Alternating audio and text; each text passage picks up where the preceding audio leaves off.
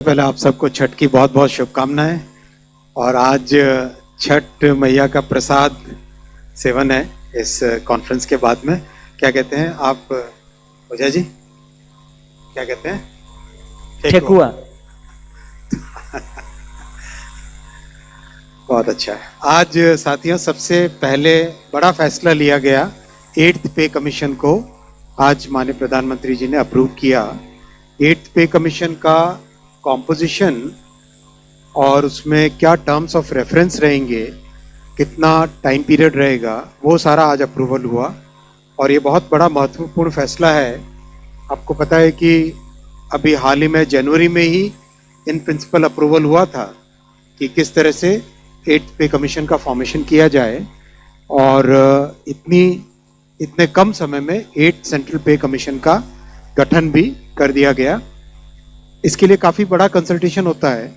कई मंत्रालय जिनमें बड़ी संख्या में सरकारी कर्मचारी हैं सेंट्रल गवर्नमेंट के, डिफेंस हो गया, होम हो गया, रेलवे हो गया, और डीओपीटी के माध्यम से जो जॉइंट कंसल्टेटिव मैकेनिज्म है सभी यूनियंस का, सभी फेडरेशंस का, उस जेसीएम के साथ भी डिटेल्ड कंसल्टेशन होता है।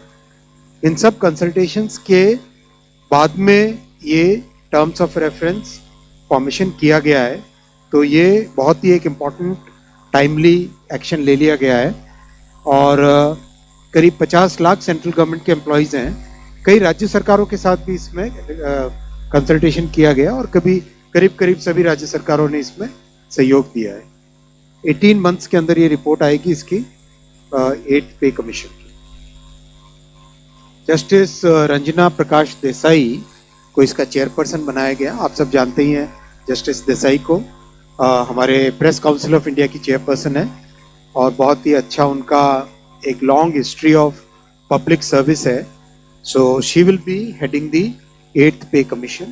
Professor Pulak Ghosh from Bangalore, I M, and mister Pankaj Jain who is secretary petroleum and natural gas, he will be the members। दूसरा बड़ा फैसला लिया गया साथियों आज, nutrient based subsidy for rabi season.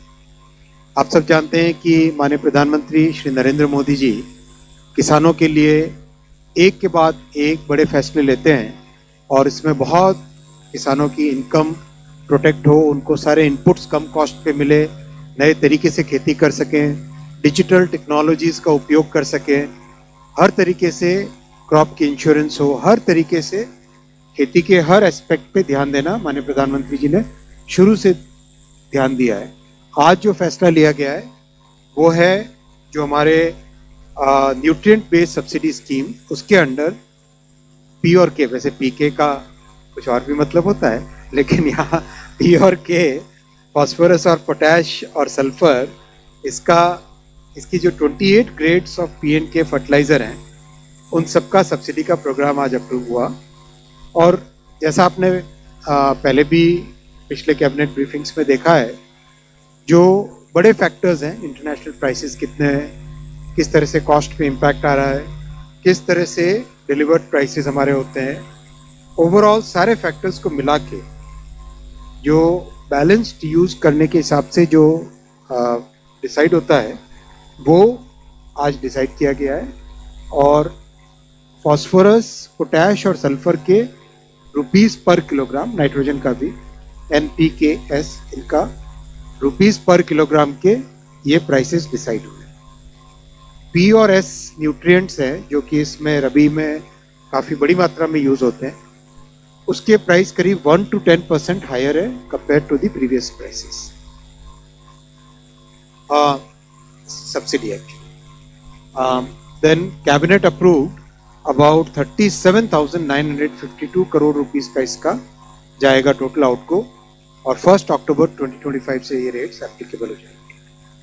DAP और TSP, ट्रिपल सुपर फॉस्फेट और डाई अमोनियम फॉस्फेट, ये दोनों सबसे बड़े हाईली कंज्यूम्ड फर्टिलाइजर के कंपाउंड्स हैं।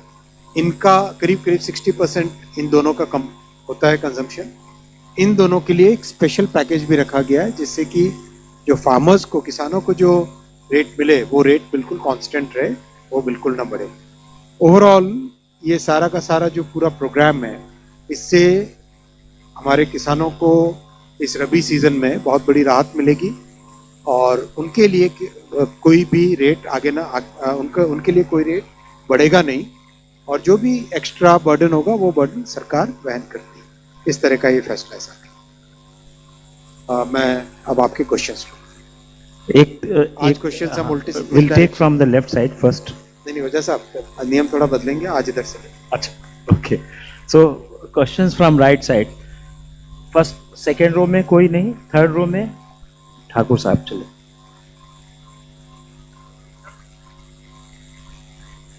सर ये जो किया गया है अपना सेंट्रल गवर्नमेंट पे कमीशन वाले को, तो इसका कब से इम्प्लीमेंटेशन होगा? 18 महीना का में आएगी इसकी रिपोर्ट, इसका मतलब है मई 27 में आएगा। तो क्या इनको कुछ ग्रेचुइटी वो पहले दिया जाएगा या कैसे, क्या इसका सिस्टम? पे कमीशन की रिकमेंडेशन आने दो, उसके बाद में क्या होगा।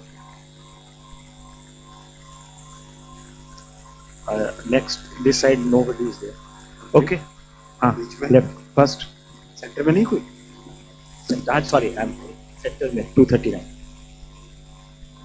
सर ये भले रिपोर्ट 18 महीने में देगी, उसके बाद में चीजें लागू होंगी, लेकिन लागू होने की डेट तो पहले ही आप लोगों ने तय कर ली ना, 1 जनवरी से। 1 जनवरी 2000 रिपोर्ट आने दो ना, इसके रिकमेंडेशंस आने।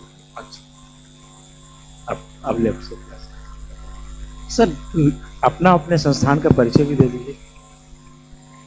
हेलो, हाँ ठीक है, सुनाई आवाज आ रही है। मैं संजीव राठी यूनिवार्ता से। सर मेरा भी सवाल यही है कि इम्प्लीमेंटेशन का इसमें रिकमेंडेशंस में ही कुछ आएगा या नॉर्मली ये माना जाता है कि भाई जैसे 2026 में ये ड्यू हो गया है तो 2026 से ही माना जाएगा, इम्प्लीमेंट होगा, या इसके लिए अलग से कुछ आएगा?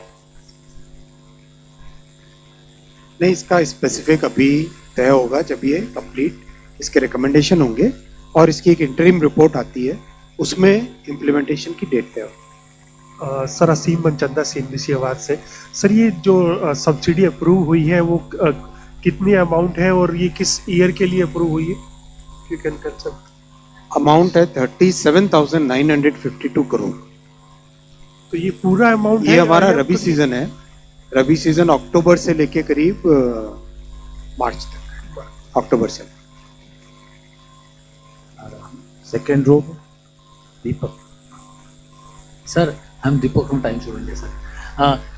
You said that this commission will, give the report in 18 months. But the government had announced that the new pay commission will be effective from January 2026.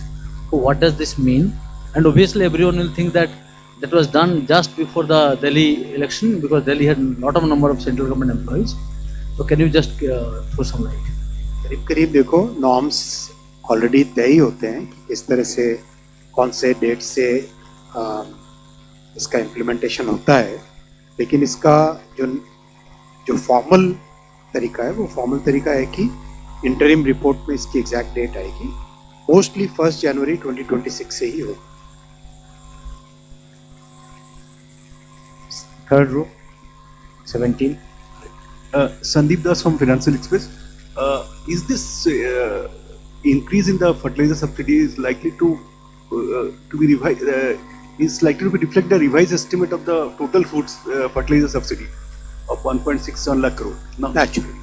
Naturally, it will always have the impact on the overall fertilizer subsidy that goes into. It will be increased basically, revised estimate. Correct. Third row you ISU।